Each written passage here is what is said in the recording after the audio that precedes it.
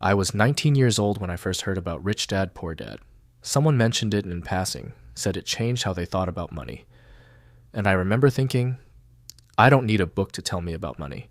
I grew up watching my parents work hard. I knew what money was. I knew you earned it and you spent it, and sometimes there wasn't enough. What else was there to know? So I ignored it. For years. And then one day, I was in my mid-20s, sitting on a couch in a flat I could barely afford, looking at a bank account that never seemed to grow. I picked it up. And within the first 30 pages, I understood something I had never been taught. Not in school, not at home, not anywhere. I didn't understand how money actually worked. Not really. I understood how to earn it, I understood how to spend it, but I had no idea how to make it work for me.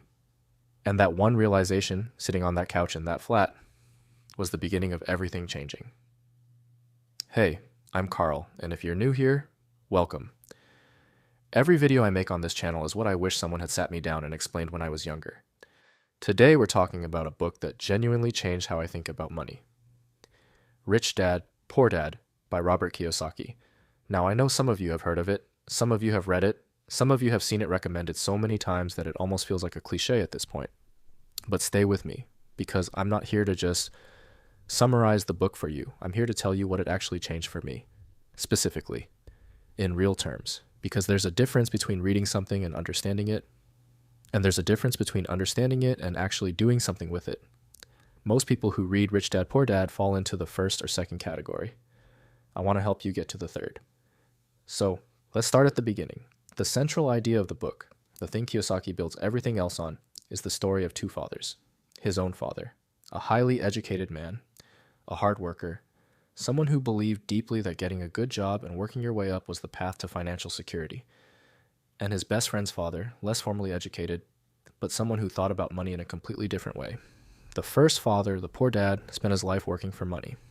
The second father, the rich dad, spent his life making money work for him. And the difference between those two sentences is the entire book. I grew up with a poor dad mentality, not because my parents were bad people, not because they didn't try, but because that was all they knew. Work hard, get paid, pay the bills, repeat. And if you do that long enough and carefully enough, maybe things will be okay. That's the template I inherited. And for a long time, I followed it without questioning it, because that's what you do with templates. You don't question them, you just use them. Until one day you look around and realize the template isn't getting you where you want to go. And then you have to start building a new one. That's what Rich Dad, Poor Dad gave me. Not a new template, exactly, but the ability to see the old one clearly for the first time. And once you can see it clearly, you can choose something different. The first thing the book taught me, and this is covered in the opening chapters, is the difference between working for money and having money work for you.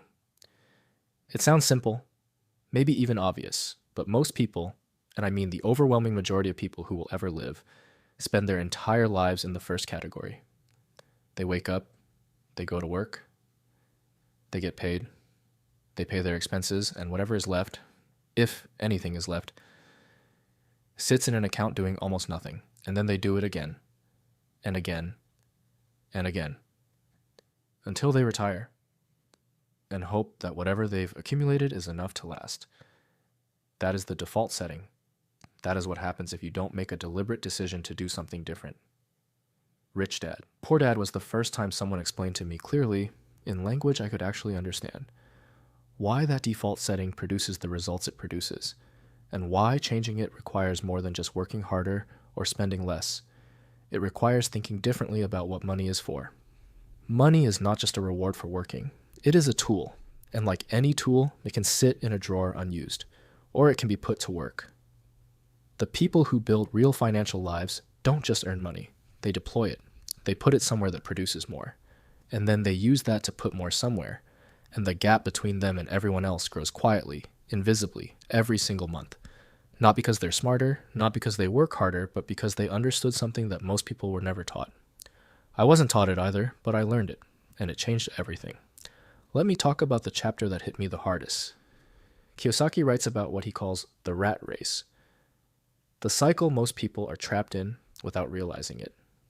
You get a job, you earn money, you spend it, you need more, so you work more. Or you get a raise, and your lifestyle expands to meet the new income. So you need more again. And the cycle continues. Not because you're doing anything wrong exactly, but because the system is designed this way. The moment your income goes up, your expenses follow. New car, better apartment, more nights out, more subscriptions, and you end up running just as hard for just as little every single year. I lived this. Every raise I got in my 20s, I felt richer for about 3 weeks, and then my spending quietly adjusted. And I was back to the same feeling, the same low-level financial anxiety that I had learned to just accept as normal. Kiyosaki calls this the rat race, and the only way out of it is not to earn more. It's to build something that earns while you're not working. That concept, which sounds simple, is the thing most people never act on, because the rat race is comfortable enough. It's stressful, it's limiting, it's exhausting. But it's familiar, and familiar is hard to leave. Even when you know you should, so now you understand the rat race, and you understand why working harder inside it doesn't get you out of it. Now let me get to the part of the book that actually changed what I did. Not just what I thought, what I did. Because there's a chapter in Rich Dad, Poor Dad that I have come back to more than any other, and it's the one about assets and liabilities. Kiyosaki defines them in a way that is brutally simple. An asset puts money in your pocket, a liability takes money out. That's it. No complicated accounting, no financial jargon, just 2 categories, things that pay you and things that cost you. And then he says something that stopped me completely the first time I read it.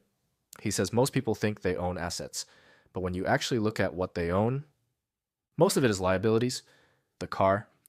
Most people think of a car as something they own, but a car costs you money every single month. Insurance, fuel, maintenance, depreciation. It takes money out of your pocket continuously. That is a liability, not an asset. The house. This is the controversial one, and I know a lot of people push back on it. But Kiyosaki's point is simple. If your house costs you money every month, mortgage, maintenance, taxes, and it doesn't generate income, it is a liability, not an asset, even if it's going up in value, because until you sell it, that value is locked away. And in the meantime, it is taking money out of your pocket every single month. Now, I'm not saying don't buy a house. I'm saying understand what you're buying, understand what it costs you, and make sure you're also building things that actually put money in your pocket. Because most people spend their entire lives accumulating liabilities and calling them assets and wondering why they never feel financially free. I did this for years. I thought I was building something. I thought because I was paying for things, a car, a nice flat, things that felt grown up and solid, I was making progress, but I wasn't building wealth.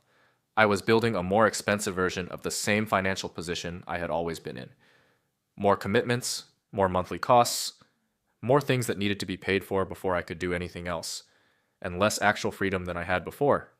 Because freedom doesn't come from owning things. It comes from owning things that pay you. That's the distinction most people never make.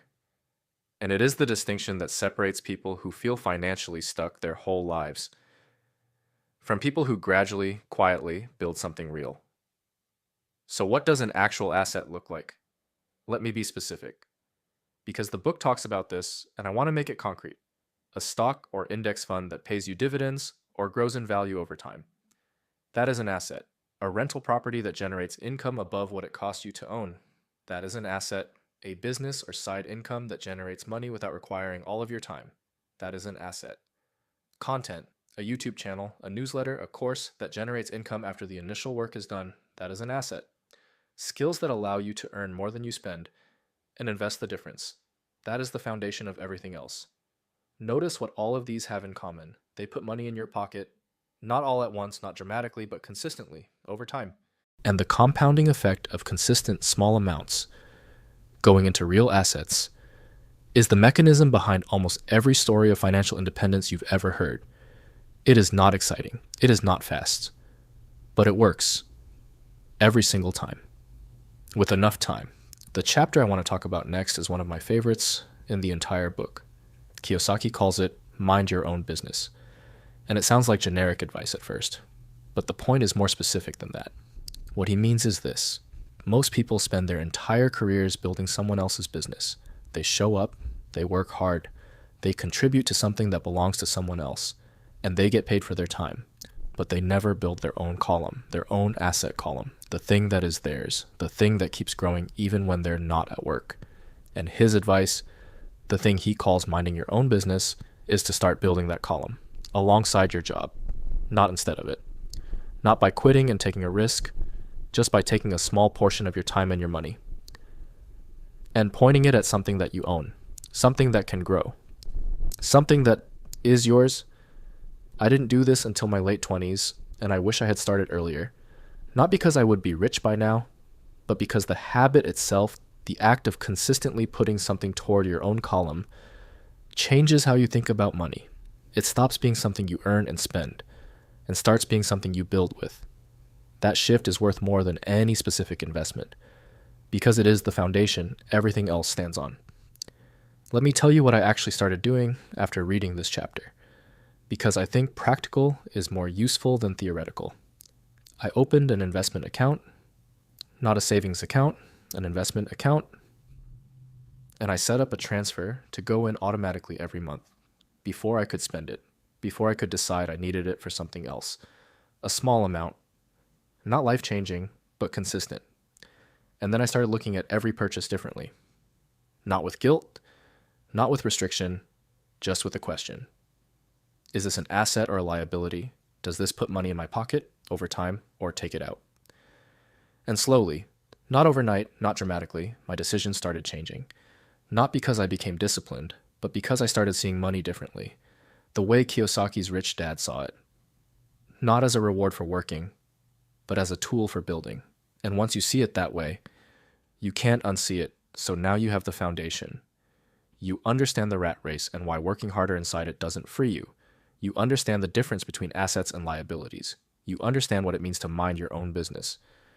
Now I want to talk about the last piece, the part of Rich Dad, Poor Dad that most people read and nod at, but never actually do anything with, because understanding something and acting on it are two completely different things, and the gap between them is where most people live. There's a section in the book where Kiyosaki talks about financial intelligence, not book intelligence, not academic intelligence, but the specific ability to look at a financial situation and understand what is actually happening, to see through the surface, to ask the right questions. He argues that financial intelligence is a skill, not a talent, not something you're born with, a skill, which means it can be learned, which means not having it is not a permanent condition, it is just a starting point.